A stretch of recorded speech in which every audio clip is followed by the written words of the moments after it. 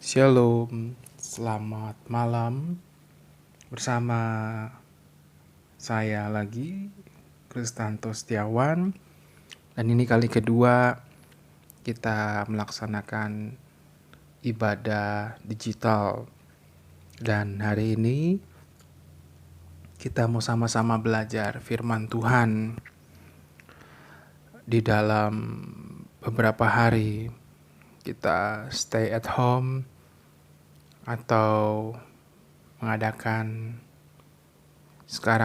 ibadah di rumah. Ada banyak hal yang Tuhan mau siapkan dalam kehidupan kita. Ada banyak hal yang mau Tuhan bicarakan dalam kehidupan kita.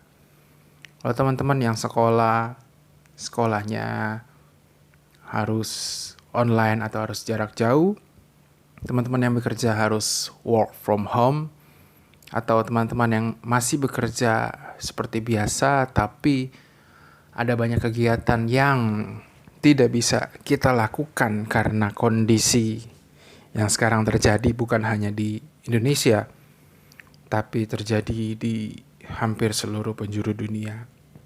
Dan malam hari ini kita akan sama-sama belajar firman Tuhan yang akan diberikan judul dalam berkat Allah. Kalau teman-teman SOS beberapa minggu atau beberapa bulan lalu dengar khotbah saya di ibadah umum dalam lindungan Tuhan, hari ini kita akan belajar dalam berkat Allah. Kak Kris, bagaimana bisa kita dalam berkat Allah di masa yang seperti sekarang ini, Kak Kris? Di masa yang kondisi yang tidak memungkinkan. Bagaimana kita bisa dalam berkat Allah di hari-hari belakangan ini, Kak Kris? Nah, malam hari ini kita mau sama-sama belajar firman Tuhan dalam berkat Allah. Yang pertama, berkat Allah terjadi ketika kita mengetahui pemeliharaan Tuhan. Sama-sama kita lihat. Kita akan melihat Alkitab kita di dalam 1 Raja-Raja 17 ayat yang ke-7 sampai dengan ke-9. Saya akan bacakan. Tetapi sesudah beberapa waktu, sungai itu menjadi kering, sebab hujan tiada turun di negeri itu. Maka datanglah firman Tuhan kepada Elia. Ayat yang ke-9, bersiaplah, pergi ke Sarfat yang termasuk wilayah Sidon, dan diamlah di sana. Ketahuilah, aku telah memerintahkan seorang janda untuk memberi engkau makan. Yang pertama, dalam berkat Allah, kata kuncinya adalah mengetahui pemeliharaan Tuhan. Ayat yang ke-9, saya bacakan ulang. Bersiaplah, pergi ke Sarfat yang termasuk wilayah Sidon, dan diamlah di sana. Ketahuilah, aku telah memerintahkan seorang janda untuk memberi engkau makan. Garis bawahi kata ketahuilah. Dalam berkat Allah yang pertama adalah mengetahui akan pemeliharaan Tuhan. Kalau kita tahu Tuhan yang kita sembah di dalam nama Yesus Kristus memelihara kita. Kalau kita tahu bahwa Tuhan yang kita sembah di dalam nama Yesus Kristus sumber segala-galanya memelihara kita, kita pasti aman, kita pasti tenang, hati kita akan tentram. Dalam berkat Allah yang pertama kata kuncinya adalah mengetahui pemeliharaan Tuhan, pemeliharaan Allah dalam kehidupan kita. Mungkin dalam akhir-akhir ini, dalam beberapa hari belakangan ini, mungkin teman-teman pikir, Kak Kris, bagaimana ini kondisi yang sekarang ini? Dalam berkat Allah yang pertama, mengetahui pemeliharaan Tuhan. Kalau kita tahu Tuhan yang kita sembah memelihara kita, kita tidak khawatir. Yang kedua, dalam berkat Allah, yaitu berhati-hati dengan perkataan. Dalam 2 Raja-Raja 6, ayat yang ke-25, 2 Raja-Raja 6 ayat yang ke-25. Saya akan bacakan.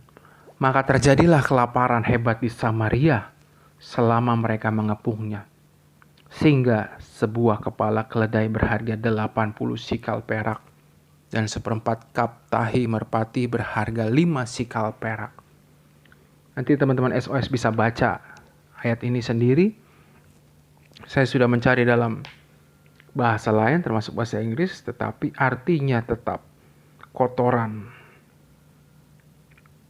Kepala keledai berharga 80 sikal perak dan 1/4 kap tahi merpati berharga 5 sikal perak. Kepala keledai berharga 12 juta dan tahi merpati atau kotoran burung merpati 750.000. Ketika itu ada kelaparan hebat di Samaria, sehingga seharga kepala keledai berharga 12 juta. Saking tidak ada makanannya dan langka makanannya, maka kotoran merpati pun dihargai 750.000. Mungkin kondisi ini seperti sekarang yang kita alami. Terjadi sesuatu yang belum pernah kita rasa dari semenjak dilahirkan. Sampai akhirnya kita mesti mengalami hal tersebut. Dan Samaria mengalami kelaparan hebat. Yang kedua, dalam berkat Tuhan, dalam berkat Allah, hati-hati dengan perkataan. Ketika itu ada kelaparan hebat di Samaria, lalu Tuhan berfirman kepada nabinya dalam 2 Raja-Raja 7 ayat yang pertama. Lalu berkatalah Elisa, dengarlah firman Tuhan, beginilah firman Tuhan. Besok kira-kira waktu ini sesukat tepung yang terbaik akan berharga sesikal, dan 2 sukat jelai akan berharga sesikal di pintu gerbang Samaria. Perhatikan, ketika ada kelaparan hebat di Samaria, harga daripada kepala keledai dan kotoran merpati sangat mahal. Lalu Elisa bilang, ada firman Tuhan, besok harga sesukat tepung terbaik berharga hanya sesikal, dan 2 sukat jelai akan berharga sesikal di pintu gerbang Samaria. Artinya apa? Tuhan berfirman melalui nabinya Elisa, besok akan ada berkat tercurah. Lalu perhatikan ayat yang kedua. Ini dia kuncinya yang pada yang 2 Raja-Raja 7 ayat yang kedua. Tetapi perwira yang menjadi ajudan raja menjawab abdi Allah, katanya, sekalipun Tuhan membuat tingkap-tingkap di langit, masakan hal itu mungkin terjadi? Jawab abdi Allah, sesungguhnya engkau akan melihatnya dengan matamu sendiri, tetapi tidak akan makan apa-apa daripadanya. Dalam berkat Allah, kuncinya yang kedua adalah hati-hati dengan perkataan. Tuhan berfirman melalui nabinya Elisa. Tuhan bilang, besok pada kira-kira waktu ini sesukat tepung yang terbaik akan berharga sesikal, dan 2 sukat jelai akan berharga sesikal di pintu gerbang Samaria. Artinya besok akan ada berkat yang melimpah. Akan ada berkat yang Tuhan siapkan. Tapi perhatikan, perwira yang menjadi ajudan raja menjawab abdi Allah itu. Dan dia tidak percaya, bahkan dia bicara, tidak mungkin. Sekalipun Tuhan membuat tingkap-tingkap langit, masakan hal itu terjadi. Perhatikanlah apa yang kita ucapkan, apa yang kita keluarkan dari mulut kita. Hati-hati dengan lidahmu. Hati-hati dengan terpancar hatimu itu keluar dari bicaramu, dari apa yang kita katakan. Hati-hati dengan semuanya itu. Dan kita anak-anak Tuhan harusnya memperkatakan hal iman. Dalam setiap bangun pagi kita harusnya bilang sama Tuhan, aku diberkati. Aku sembuh dari penyakitku. Aku dipakai Tuhan. Tuhan berkati keluargaku. Tuhan berkati sekolahku. Tuhan berkati pekerjaanku. Tuhan berkati kuliahku. Kata-kata yang kita ucapkan setiap pagi bukanlah kata-kata keluh kesah. Bukanlah kata-kata yang membuat kita down. selain berhati-hati dengan perkataan kita, hati-hati juga dengan pendengaran kita. Oleh sebab itu firman Tuhan bilang, pergaulan yang buruk merusak kebiasaan yang baik. Dan firman Tuhan juga bilang, kita harus membaca firman Tuhan. Kita harus mendengarkan firman Tuhan. Karena iman timbul dari pendengaran, dan pendengaran akan firman Allah. Hati-hati dengan perkataan kita. Apa yang kita ucapkan adalah apa yang kita dengarkan. Apa yang kita baca. Saya ulangi, dengarkan baik-baik. Apa yang kita ucapkan adalah apa yang kita baca, apa yang kita dengarkan. Oleh sebab itu, hati-hati dengan pendengaranmu, penglihatanmu. Karena ketika itu direkam dalam memori bawah sadarmu, itu akan diucapkanmu selalu. Kalau kita baca firman Tuhan setiap hari, kalau kita dengar firman Tuhan setiap hari, lagu-lagu pujian penyembahan setiap hari, akan timbul iman. Ketika timbul iman, akan memperucapkan kata-kata berkat, akan memperucapkan kata-kata iman. Aku diberkati Tuhan, aku diselamatkan Tuhan, aku disembuhkan Tuhan. Bangsaku dipulihkan Tuhan. Tuhan halaukan segalanya dari tengah bangsaku. Ketika yang kita baca, yang kita dengar sesuatu hal yang positif, itu berarti hidup kita jadi positif. Akhir-akhir ini, belakangan ini, di berbagai macam grup WhatsApp dan sebagainya, yang ada hanya teror-teror ketakutan. Yang ada hanyalah kabar-kabar yang membuat gentar. Tapi ketika malam ini firman Tuhan diberitakan, mulai saat ini, perhatikan apa yang kau baca, apa yang kau dengar. Lebih baik kita dengar firman Tuhan. Lebih baik kita dengar pujian-pujian penyembahan yang menguatkan iman kita. Sehingga yang kita perkatakan adalah perkataan-perkataan iman. Ketika ajudan kaisar atau ajudan raja itu menjawab abdi Allah di dalam 2 Raja-Raja 7 ayat yang kedua. Sekalipun Tuhan membuat tingkap-tingkap di langit, masakan hal itu mungkin terjadi. Lalu apa kata abdi Allah Elisa itu? Sesungguhnya engkau akan melihatnya dengan matamu sendiri, tetapi tidak akan makan apa-apa daripadanya. Dalam 2 Raja-Raja 7 ayat yang ke-20. Saya bacakan. Demikianlah terjadi kepada orang itu. Rakyat menginjak-injak dia di pintu gerbang, lalu matilah dia. Di dalam ayat sebelumnya, bisa dibaca sama teman-teman. Tuhan melakukan perkara dahsyat di gerbang Samaria, berkat tercurah. Tapi apa yang terjadi kepada ajudan raja itu? Dia tidak dapat apa-apa karena perkataannya sendiri. Yang pertama, dalam berkat Allah adalah mengetahui pemeliharaan Tuhan, pemeliharaan Allah. Tuhan kita, Tuhan yang memelihara. Tuhan memelihara Elia lewat janda di Sarfat. Saya kembali pada poin yang pertama. Janda di Sarfat. Janda miskin di Sarfat. Teman-teman, kalau perhatikan kata-kata ini, Tuhan melakukan sesuatu yang aneh.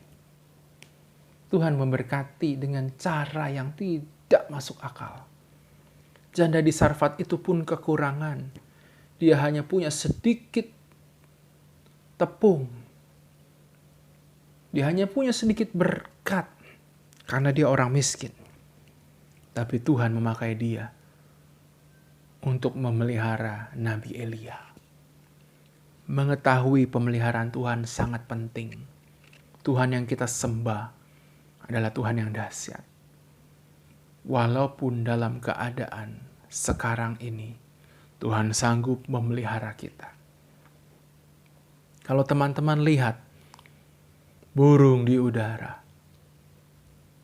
berpikir gak apakah burung itu punya saldo ATM? Apakah punya kartu ATM? Apakah punya tabungan? Apakah punya simpenan emas dan sebagainya? Tapi Tuhan memelihara burung di udara. Apalagi kita. Tuhan pasti memelihara kita. Tuhan pasti memelihara kita. Amin. Yang pertama, mengetahui pemeliharaan Tuhan. Yang kedua, berhati-hati dengan perkataanmu. Hati-hati dengan perkataanmu. Dan yang ketiga, bijaksana dan berakal budi. Kejadian 41 ayat yang ke-54.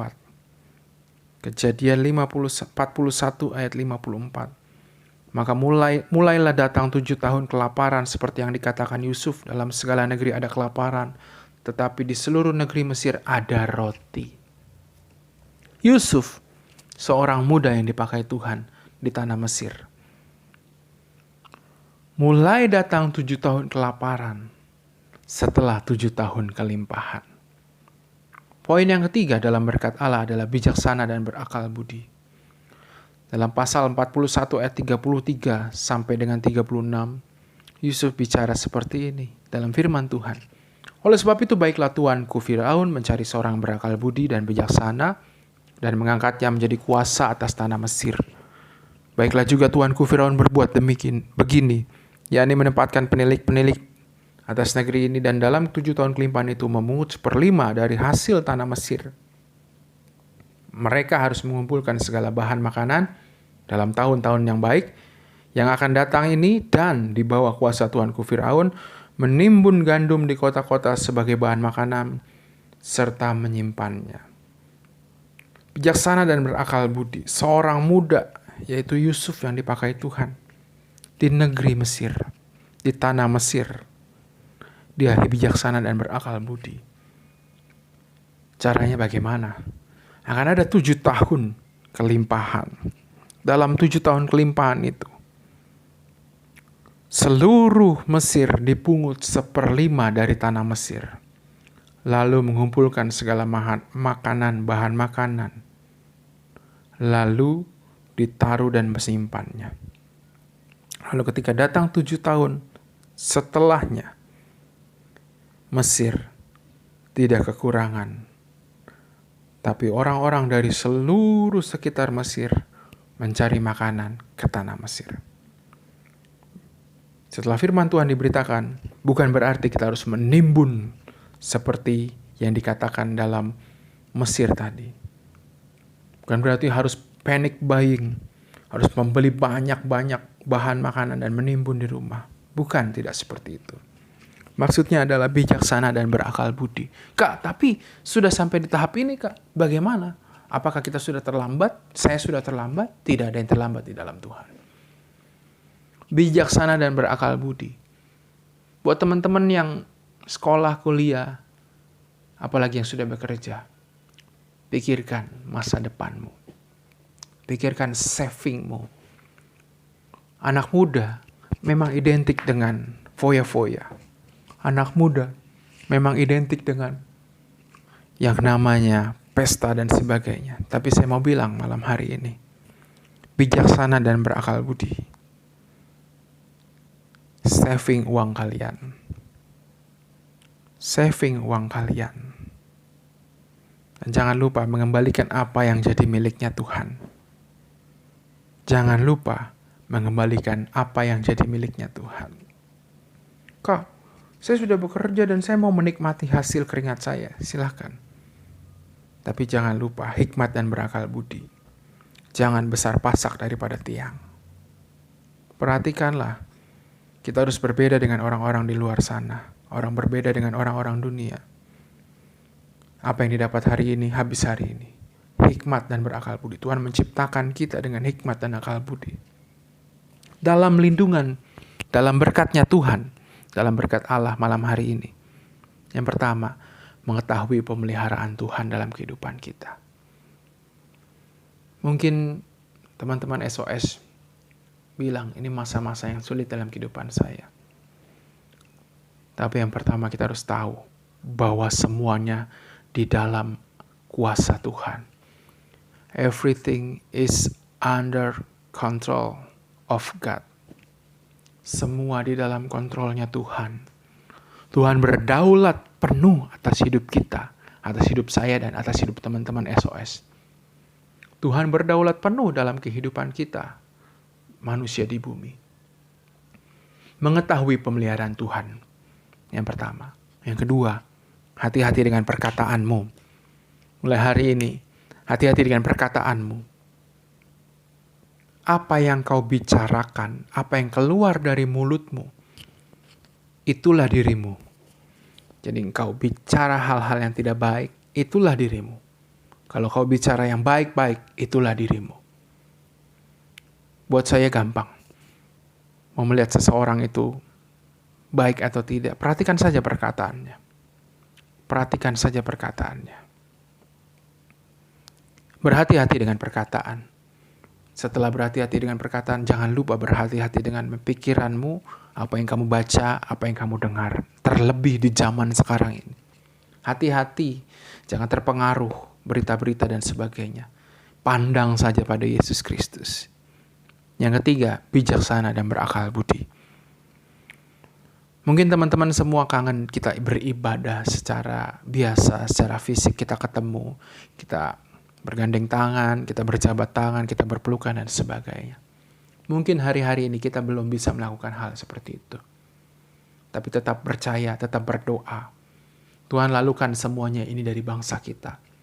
Biar kita bisa melakukan aktivitas dengan normal. Yang sekolah bisa kembali bersekolah, yang bekerja bisa bekerja dengan baik, aktivitas dengan baik. Sekarang ini kita dibatasi di dalam segala hal. Kita tidak bisa nongkrong, kita tidak bisa kongkow, kita tidak bisa berkerumun, kita tidak bisa berkumpul satu sama lainnya. Tapi tetap berdoa, tetap setia kepada Tuhan Yesus, pandang terus kepada Yesus.